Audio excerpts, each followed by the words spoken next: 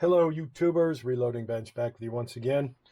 This will probably not make it into a video this year. So we're at the end of 23, beginning 24, and this project will be a 24 video. And I started a segment on this one, and that's what these parts are going to be. This is our friends at Little Machine Shop once again. And as you may or may not recall, doesn't even fit in the bag. I love their bubble wrap. Good stuff, worth keeping. So the idea that I had, and I put out a video about asking for help on a spindle lock, was, who makes a spindle lock? And obviously Little Machine does. Little Machine Shop does. And it would cost me more in material, purchasing my own material. Oh, that's a little stiff. Purchasing my own material than it would modifying this.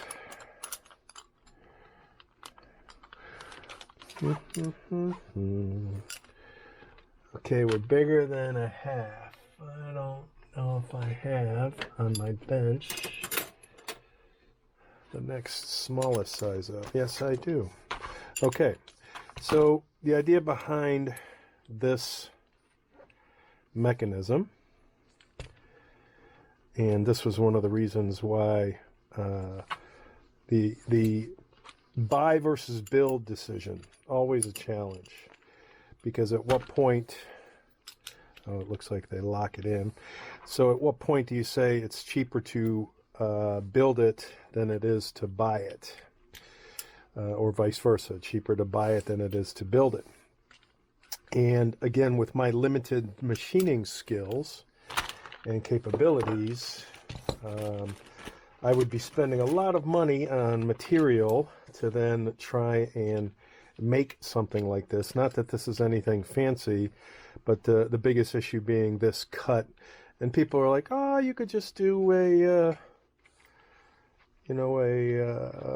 hacksaw. I'm like, yeah, maybe. So my thought was, I'm going to take this out and see what these pieces look like. Nothing special. So all of the lathes that this particular hand crank was compatible with were, I think, 0.8 inches. Let me grab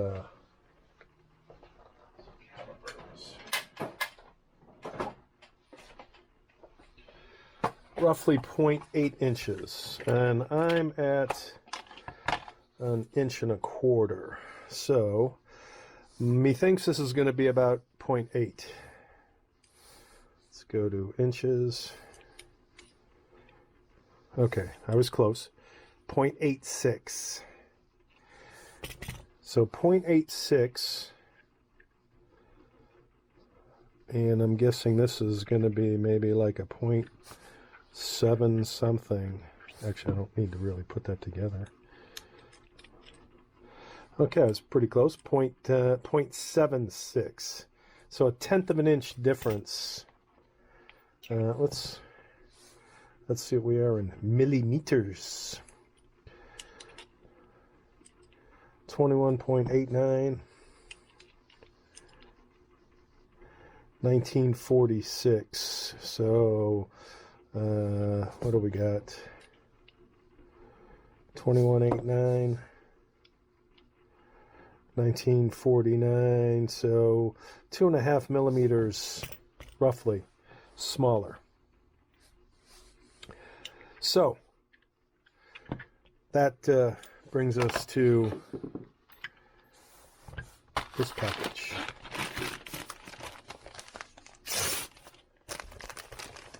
This, wow, I hate it when the effing thing that's supposed to open it doesn't open it. Okay, double whammy. Double, but at least the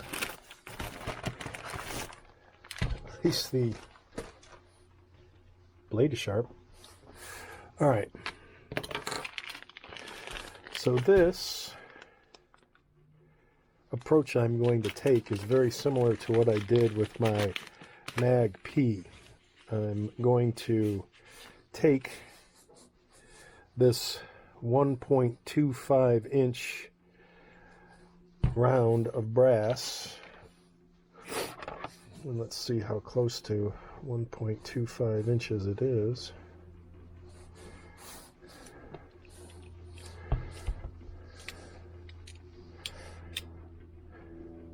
Sweet, it's a little bigger, which is excellent for me because I would like to turn it down. So the idea that I'm thinking is to make a collar, basically that size, to slip on here, and obviously bore that out, and then do the same thing on this end, make a collar that is about that big, bore that out, slip the two collars on so that when I insert this in the spindle, it's the same size as the spindle bore. And obviously the collar for this end, this collar, would be 2.5 millimeters thinner than this collar. So that's the plan. Now we'll go about trying to execute the plan and see if that is something that I'm capable of doing. And then I'd probably put a grub screw in each of the collars to hold them in, because I don't believe I need, huge amount of force, because this is a hand crank for the spindle to cut threads. That's the whole idea behind this. So we will see what we get. More to come. Happy New Year's Eve, YouTubers. Reloading Bench back to you once again. Feeling a little bit better. Still can't shake whatever I have. So I have created a mess on the lathe, boring this out, trimming it, boring it, chamfering. I think it came out, again, for my skills, exceptional. Anyone else who knows what they're doing, probably just minimal. So that's an excellent fit. So this will be my seating collar, and I will be heading over to the hardware store later today to get some thread, some very fine thread grub screws. So I'll either put one, maybe two grub screws in here. I'll wait to drill and tap until I have the second one. This took a lot of time because, one, I'm learning as I'm going and really don't know what I'm doing. I have an idea of what I'm doing, but, new tools, different cutters. I had to get a boring tool in order to do that. And again, not the highest quality, but for what I need it to do, it should work. And when I took measurements initially, I think I was roughly 2 millimeters, 2.5 millimeters smaller on this outside diameter than I was on this one. So I think this one was 2180, and this was 1950, so 2.3 millimeter smaller diameter. So I was debating, because there's not a lot of movement here, not a lot of movement, and that's as tight as I can twist this nut to get that, and maybe a longer nut would work, but that's not a lot of movement there. So my thought was I'm going to create another nut similar to this for this size, and I think I'm going to leave it this original 1.25 inches because this is a fraction, you know, that's, you know, 1 point less than 2 millimeter difference. And I thought that if I make it the same size, I can always turn it down. But if I spend all the work boring and doing everything else and then find that I've turned it down too much, that's no bueno. So I'm going to leave it original and then turn it down as needed after I make this second insert. So that's today's activity, making the second insert. Back later. An action shot.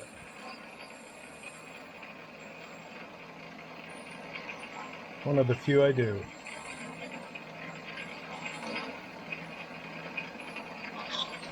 All right, we are done with the second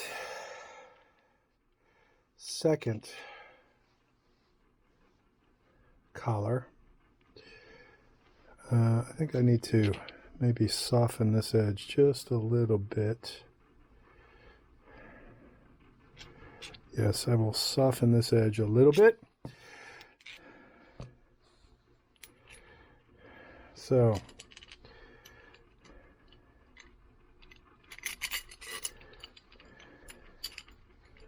it will look like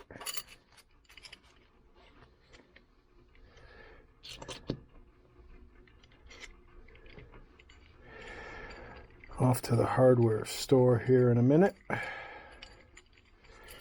so that I can get my, so that's what it will look like. And then this will be adjustable in terms of how far forward or back I set it. So, time to get some grub screws. Back later. So from a build point of view, we're going to call the build done. I actually used my Harbor Freight kit of grub screws. And because of the thickness of this particular end, and where I have this centered so it allows some movement, this fits fine. This one is a thinner diameter, so I'm going to have to do a little bit of shaping, cutting. I don't know how I'm going to do that yet. I'll probably come from the top and just grind it down just a tad. Looks like I need about 2 threads worth. And then we'll see if all this effort paid off and if it even works. Okay, so we have good news and we have a little bit of, I wouldn't say bad news, a minor setback. Okay, it's installed, and as you can see, my chuck is turning. This is, I mean, I'm shaking the whole press, the whole lathe.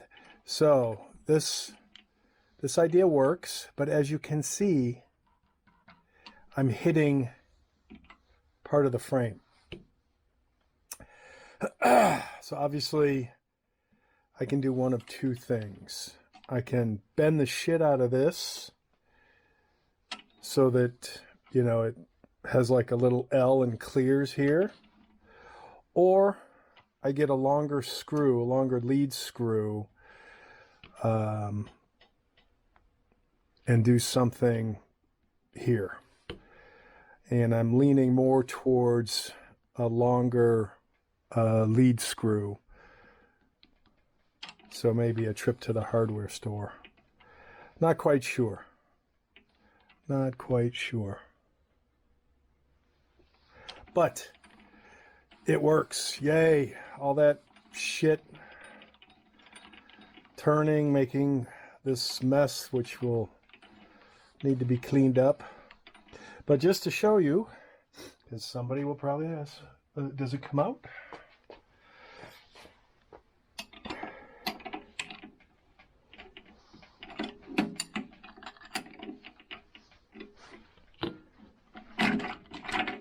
Yes, it does.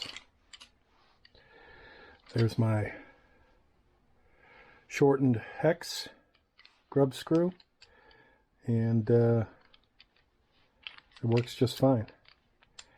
Except for the small little problem of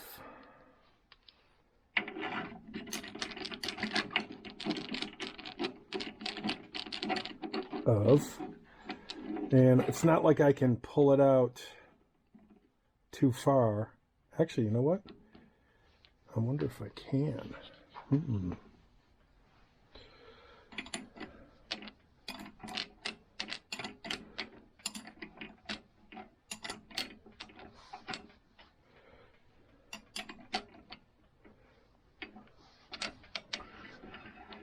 No. No. It needs to have this extra force. That's a bummer. So close, but as with every other project I seem to undertake, one step forward and one step backward.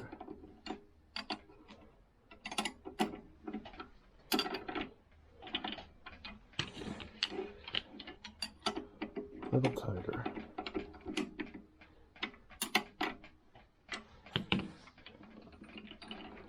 There we go. Okay. I don't know if I will follow this up because now it's just dealing with how to either shape this handle or a longer lead screw. But we have what I'm going to call success in terms of an ability to manually turn the lathe for threading, which will probably be the next set of videos. Happy New Year. All right, so here is my completed version. Like I said, I copied this, and that's probably a better representation. Found a piece of steel laying in the garage. Did some drilling and filing to make that, and it works just fine. So there's my key slot, very snug fit.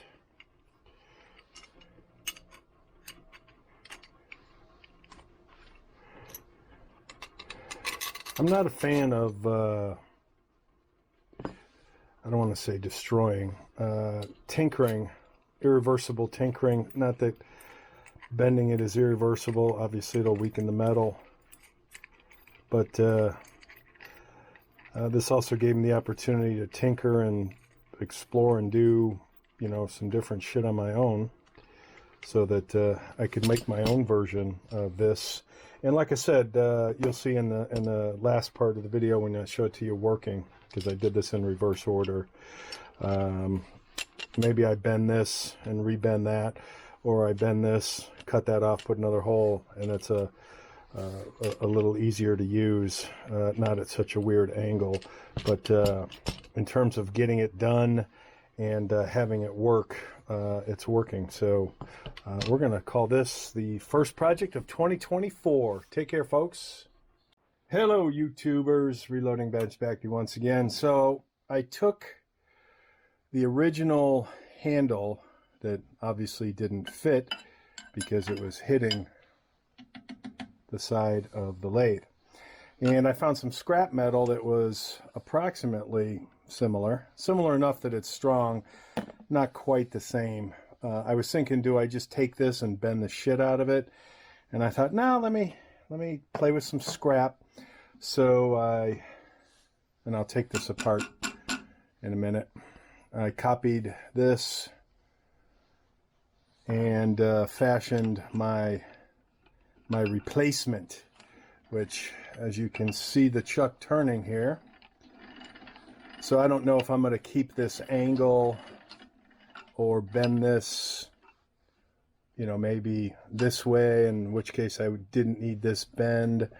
But for right now, this works just fine.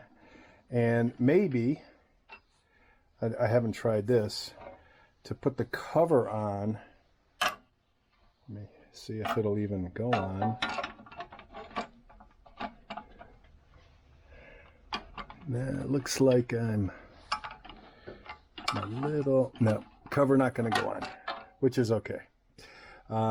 If I were to make this a different angle, maybe the cover would go on, and maybe that's something I'll consider. Bend this a little sharper, take this out a little bit so that I can have it with the cover on. But at the end of the day, we now have a functioning method of hand cranking the lathe at a much smaller RPM, much lower RPM than 150. So I can take scratch cuts and other. So I'm happy with this. This worked out okay. And as usual, she ain't pretty, but she works. And I can't see myself using this, you know, oodles of times, but who knows? But this project is done, and like I said, I'll take it apart and show it to you in its completeness.